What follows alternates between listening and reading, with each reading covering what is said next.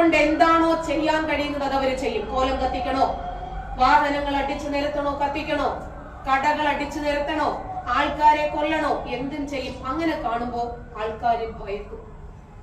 ഇത് തന്നെയാണ് മുമ്പും ഉണ്ടായിട്ടുള്ളത്. മുഹമ്മദ് അലി ജിന്ന പറഞ്ഞു, നിങ്ങൾ ഇറങ്ങി ഡയറക്റ്റ് ആക്ഷൻ, കയ്യിൽ കെട്ടുന്നത് എടുത്ത് നിങ്ങൾ പൊരുതിക്കോളാൻ പറഞ്ഞു. ആലോചിക്കണം, ആ സമയത്ത് ഗോപാൽ പാഠ എന്ന ഒരു ഹൈന്ദവൻ അവതരിക്കുമോ? അറിയാമായിരിക്കും. ഇന്ത്യ വിഭജനത്തെ സംബന്ധിച്ച് അടിച്ചു നോക്കിയാൽ മതി. ഗോപാൽ പാഠ, PATH എന്നാണ് അതിനകത്ത് കിട്ടുക, മുഖർജി പാഠ. അദ്ദേഹം ഈ മുഹമ്മദ് അലി ജിന്നയുടെ ഡയറക്റ്റ് ആക്ഷന് വേണ്ടിയിട്ട് വിധേയരാകാൻ വേണ്ടിയിട്ട് കുറെ ഹിന്ദുക്കൾ കാഫറുകള് തലയും നീട്ടിക്കൊടുത്ത് നിന്നപ്പോൾ ഇദ്ദേഹം ഉറക്കെ വിളിച്ചു പറഞ്ഞു, വെറുതെ ചാവരുതടാ, കൊന്നിട്ട് ചാവണം, വെറുതെ മരിക്കരുത്, വെറുതെ നിങ്ങൾ കൊല്ലപ്പെടരുത്, കയ്യിൽ കിട്ടുന്ന കമ്പും കവണയും എടുത്ത് പൊരുതടാ, പൊരുതിച്ചാക്, അന്തസ്സിട്ട്. ഈ മനുഷ്യൻ അങ്ങോട്ട് പറഞ്ഞതും ഈ കൂടി നിന്ന ആളുകളൊക്കെ അങ്ങോട്ട് ചാടി എഴുന്നേറ്റു. അങ്ങനെയാണ് അന്ന് ഇന്ത്യ വിഭജന സമയത്ത് കുറച്ച് ഹിന്ദുക്കളെങ്കിലും ഇവിടെ ജീവനോടെ ബാക്കി നിന്നത്. അല്ലെങ്കിൽ അവരൊക്കെ കൊന്നുകളയുമായിരുന്നു. കാരണം ഈ മനുഷ്യൻ എഴുന്നേറ്റ് നിന്ന് പൊരുതി നിങ്ങളോട് പൊരുതാൻ പറഞ്ഞു. ഇപ്പൊ ബംഗ്ലാദേശിലും അത് തന്നെയാ സംഭവിച്ചത്. ബംഗ്ലാദേശിലും ഒരു ഗോപാൽ പാഠ അവതരിച്ചു, വെറുതെ മരിക്കരുത് എന്ന് പറഞ്ഞു. കയ്യിൽ കിട്ടുന്ന കമ്പിയെങ്കിൽ കമ്പി, പാരയെങ്കിൽ പാര, അതല്ല മരകഷ്ണമെങ്കിൽ അത്, അതുമായിട്ട് ലക്ഷക്കണക്കിന് ജനങ്ങൾ പൊതുനിരത്തിൽ ഇറങ്ങിയതോടുകൂടി അക്രമകാരികൾ ശാന്തരായി. ഇനിയാണ് ഞാൻ പറഞ്ഞു വെച്ച പോയിന്റ്. വളരെ റിജിഡായി ചിന്തിക്കുന്ന ഒരു കമ്മ്യൂണിറ്റിയിൽ നിന്ന് ഞാൻ ചിന്തിക്കുവാണ്, ഈ ഗ്രന്ഥത്തിനെതിരെ ഞാൻ സംസാരിച്ചാൽ ആർക്കെങ്കിലും മാറ്റം ഉണ്ടാകുമോ? ഉണ്ടാകുമെന്ന് തെളിഞ്ഞില്ലേ? ആയിരക്കണക്കിന്, പതിനായിരക്കണക്കിന് മക്കൾ ഇസ്ലാമിക തീവ്രവാദത്തിൽ നിന്നും ബഹിഷ്കരിച്ചു. ഇന്ന് ഒരുപാട് കുട്ടികളുടെ വലിയ ഗ്രൂപ്പുകളുണ്ട് എനിക്ക് വാട്സപ്പിൽ തന്നെ. ആ കുട്ടികൾ പറയുന്നുണ്ട്, നിങ്ങൾ പറയുമ്പോഴല്ലേ നമുക്ക് മനസ്സിലാവുന്നത്, സ്വയം പര്യാപ്തരാകട്ടെ, ഞങ്ങൾക്കൊരു ജോലി കിട്ടട്ടെ, ഞങ്ങൾ ഫിനാൻഷ്യലി ഫ്രീഡം നേടട്ടെ, ഞങ്ങൾ ഈ അപ്പിക്കുപ്പായം വലിച്ചെറിയും, ഞങ്ങൾക്ക് ഈ മതം വേണ്ട. എന്നിട്ട് നമ്മളോട് കാര്യങ്ങൾ ചോദിച്ചു മനസ്സിലാക്കിയിട്ട് മുസ്ലിം പുരോഹിതരോട് നിന്നവരെ ചോദ്യം ചെയ്യാൻ തുടങ്ങിയിരിക്കുന്നു. ആദ്യം നമ്മൾ ശബ്ദിച്ചിട്ട് എന്തെന്താ കാര്യമെന്ന് വിചാരിച്ചിരുന്നെങ്കിലോ. അങ്ങനെ ഷെയ്ഖ് ഹസീന എന്ന് പറയുന്ന സ്ത്രീ ഒറ്റയ്ക്ക് നിന്ന് പൊരുതിയപ്പോൾ ഒരു ജനാധിപത്യം ബംഗ്ലാദേശിൽ സാക്ഷാത്കരിക്കപ്പെട്ടു. അവര് ഭയന്നില്ല. മറ്റവരെയൊക്കെ എന്റെ തന്തയും തള്ളയൊക്കെ ഇവര് വെട്ടി അരിഞ്ഞു എന്ന് പറഞ്ഞിട്ട് നെഞ്ചത്തിടിച്ച് നിലവിളിച്ചിരിക്കാൻ അവർക്ക് നേരമില്ല. കഴിഞ്ഞത് കഴിഞ്ഞു. ഇന്നലെ എന്നുള്ളത് കഴിഞ്ഞു പോയി. നാളെ എന്നുള്ളത് വരുമോ ഇല്ലെന്ന് ഉറപ്പില്ല. ഇന്നാണ് നമ്മൾ ജീവിച്ചുകൊണ്ടിരിക്കുന്നത്. ഇന്ന് എന്ത് ചെയ്യാൻ കഴിയുമെന്ന് ചിന്തിക്കണം. അതാണ് ഷെയ്ഖ് ഹസീന ചിന്തിച്ചത്. അങ്ങനെ ഒരു ജനാധിപത്യം അവിടെ സാക്ഷാത്കരിക്കപ്പെട്ടപ്പോൾ, ഒരു മതേതരത്വം അവിടെ വിജയിച്ചപ്പോൾ, ദേശീയതയിലൂന്നിയ ഒരു ജനവിഭാഗത്തെ ഉണ്ടാക്കിയെടുക്കാൻ ഷെയ്ഖ് ഹസീനയ്ക്ക് സാധിച്ചപ്പോൾ ആ പെണ്ണൊരുത്തിയെ എങ്ങനെ വീഴ്ത്തണം, അതാ ഈ ചിന്ത. ജമാഅത്തെ ഇസ്ലാമിയുടെ 3 സന്ദേശങ്ങൾ അതാ. ജനാധിപത്യം പാടില്ല, മതേതരത്വം പാടില്ല, ദേശീയത പാടില്ല.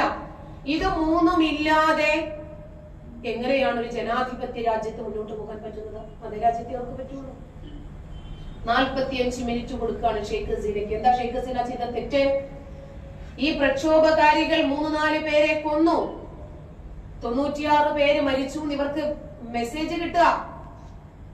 അപ്പോ ഇവര് തീവ്രവാദികളാണ് എന്ന ഒരു വാക്ക് പറഞ്ഞുപോയി. ഈ പ്രക്ഷോഭകാരികളായ വിദ്യാർത്ഥികൾ തീവ്രവാദികളാണ് എന്ന് പറഞ്ഞതിന്റെ പേരിൽ 45 മിനിറ്റാണ് നിർണായകമായി ഒരു രാജ്യത്തിന്റെ പ്രധാനമന്ത്രിക്ക് അവിടുത്തെ പട്ടാളം കൊടുത്തത്. അതിനോടകം രാജിവെക്കണം. ശരി, അവർ 30 മിനിറ്റ് എടുത്തോളൂ, 15 മിനിറ്റ് നിങ്ങൾക്ക്. ആ 30 മിനിറ്റ് കൊണ്ട് അവരെവിടെയാ വന്നത്? 57 ഇസ്ലാമിക രാജ്യങ്ങൾ ഉണ്ടായിരിക്കെ ഇവരെ പ്രൊട്ടക്ട് ചെയ്യാൻ അവര് മതിയല്ലോ. ആ ഒരു രാജ്യവും തിരഞ്ഞെടുക്കാതെ കാഫിറായ നരേന്ദ്രമോദി ഭരിക്കുന്ന ബഹുസ്വരതയിലൂന്നിയ ഈ സ്വതന്ത്ര ഭാരതത്തെയാണ് അവർ തിരഞ്ഞെടുത്തത്. അതിൽ നിന്ന് തന്നെ ബംഗ്ലാദേശും ഇന്ത്യയും തമ്മിലുള്ള ടേംസ് ആൻഡ് കണ്ടീഷൻസ്, അവരുടെ റിലേഷൻഷിപ്പ് എങ്ങനെയാണെന്ന് നമുക്ക് മനസ്സിലാക്കാം. അങ്ങനെ അവരെ ഇന്ത്യയിൽ എത്തുന്നു. ഇന്നും അവർ ഈ രാജ്യത്തോട് കൂറ് പുലർത്തിയാണ് നിൽക്കുന്നത്. അത് കഴിഞ്ഞിട്ട് ഇവരവിടെ നിന്ന് മാറി 2.5 മണിക്കൂർ പോലും ആയിട്ടില്ല. അതിനോടകം കുറെ അക്രമകാരികൾ അവരുടെ വസതിക്കകത്ത് കയറിയിട്ട് അവരുടെ കൾച്ചറാണത്. ഒരു വടിയെടുത്തിട്ട് ഇവരുടെ ജെട്ടിയും ബ്രായും അടിപ്പാവാടയും ഒക്കെ തൂക്കിയെടുത്ത് പൊതുനിരത്തിലിറങ്ങി ഇവര് കരഘോഷം മുഴക്കുക. ഇവര് കുടിച്ച ഗ്ലാസ്, ഇവരിരുന്ന കസേര, ഇതൊക്കെ എടുത്ത് ചുമന്നു കൊണ്ടുപോകുക. ഇത് കൊണ്ടുപോകുന്ന സമയത്ത് കാണുന്നത് എന്തുവാ? മുജീബുർ റഹ്മാൻ ബംഗ്ലാദേശിന്റെ രാഷ്ട്രപിതാവാണ്. അദ്ദേഹത്തിന്റെ പ്രതിമയുടെ മുകളിൽ കയറി ഒരുത്തൻ മൂത്രമൊഴിക്കുക. വേറൊരുത്തൻ കമ്പും കഴിയും ഒക്കെ വെച്ചിട്ട് ഈ പ്രതിമ അടിച്ച് തകർത്തോണ്ടിരിക്കുക. വേറൊരുത്തനുണ്ട് പാർലമെന്റിൽ പോയിരുന്ന് സിഗരറ്റ് വലിക്കുക. വേറൊരുത്തൻ പാർലമെന്റിന്റെ മൂലയ്ക്ക് പോയി മൂത്രമൊഴിക്കാൻ നോക്കുമ്പോ മറ്റോ പറഞ്ഞ് ഒഴിക്കലട അപ്പുറത്ത് ബാത്റൂം ഉണ്ട് എന്ന്. ഇവരൊരു അവസരം കിട്ടാൻ വേണ്ടി കാത്തിരുന്നതാണ് എന്ന് മനസ്സിലായില്ലേ? അപ്പൊ കാഫിറുകളെ ഉന്മൂലനം ചെയ്യുക എന്ന ആശയം ബംഗ്ലാദേശിൽ മാത്രമല്ല, നാളെ നമ്മളിൽ ഓരോരുത്തരും അഭിമുഖീകരിക്കാൻ പോകുന്ന പ്രശ്നമാണിത്. അതുകൊണ്ടാണ് അവർ ചോദിച്ചത് നമ്മൾ മെജോറിറ്റി ആയില്ലേ എന്ന്. ഇപ്പോ വഖഫ്, എന്തിനാണ് വഖഫ് പിടിച്ചെടുക്കാൻ ശ്രമിക്കുന്നത്? 2047 ഡെഫിനറ്റ്ലി ഇത് ഇസ്ലാം മത രാജ്യമായിരിക്കും, അവർ ഭൂരിപക്ഷമാകും. പാകിസ്ഥാൻ വിഭജിക്കുന്ന സമയത്ത് എത്ര ശതമാനം മുസ്ലിങ്ങളാണോ ഇവിടെ ഉണ്ടായിരുന്നത് അതിന്റെ എത്രയോ ഇരട്ടിയായി കഴിഞ്ഞു. ഓരോ വർഷത്തെയും സെൻസസ് എന്റെ കയ്യിലുണ്ട്.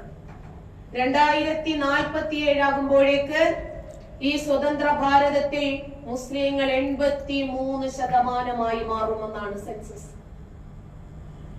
അപ്പൊ പിന്നെ ഇസ്ലാമിക രാജ്യമാക്കാൻ പ്രയാസമില്ലല്ലോ. അതിന്റെ മുന്നോടിയായി എന്ത് ചൂണ്ടിക്കാണിച്ചാലും അത് വഖഫിന് 55-ലും ഏറ്റവും ഒടുവിലായി 2013-ലും ഒക്കെ ആയിട്ട് കോൺഗ്രസ് കൊടുത്തതാ. നിങ്ങൾക്ക് എന്ത് വേണമെങ്കിലും നിങ്ങൾ എടുത്തോ, കുഴപ്പമില്ല. ആ കോൺഗ്രസ് ഈ രാജ്യത്തോട്, അവരെ വിജയിപ്പിച്ച ജനാധിപത്യ വിശ്വാസികളോട് ചെയ്ത കൊടും ചതിയുടെ പിന്നിലെ വഖഫ് ബോർഡിന്റെ ചതിയാണ് ഇന്ന് ഒരു കൂട്ടം ജനത അനുഭവിച്ചുകൊണ്ടിരിക്കുന്നത്. നമ്മൾ വിചാരിക്കും ഇത് നമ്മളെ ബാധിക്കുന്ന വിഷയമല്ലല്ലോ. ബാധിക്കും. ഇവരുടെ വഖഫ് സൈറ്റില് കേരളത്തിന്റെ ഏതാണ്ട് 80% വസ്തുവകകളും വഖഫിന്റേതാണ്. ഇപ്പൊ വഖഫ് സൈറ്റ് പോലും കിട്ടുന്നില്ല. ഏതൊക്കെയാണ് വഖഫ് പിടിച്ചെടുക്കാൻ പോകുന്നത് എന്നറിയില്ല. അപ്പൊ നമ്മളൊക്കെ താമസിച്ചുകൊണ്ടിരിക്കുന്ന വീട് നമ്മൾ നികുതി അടയ്ക്കുന്നു, ചിലരൊക്കെ പണയപ്പെടുത്തിയിരിക്കുന്നു, ചിലര് വാടകയ്ക്ക് കൊടുത്തിരിക്കുന്നു. പെട്ടെന്നൊരു സമയത്ത് വന്നിട്ട് വഖഫ് ബോർഡ് പറയാണ് ഇത് ഞങ്ങളുടേതാണ്. എങ്ങനെയായിരിക്കും നമ്മുടെ ഒരു രീതി?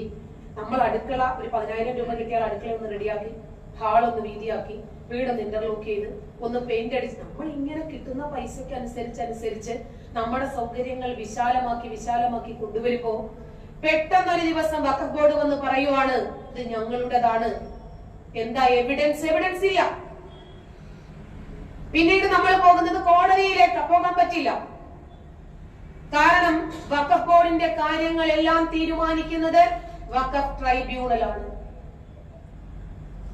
If the parties were Muslim, the rule of law shall be the Muslim personal law.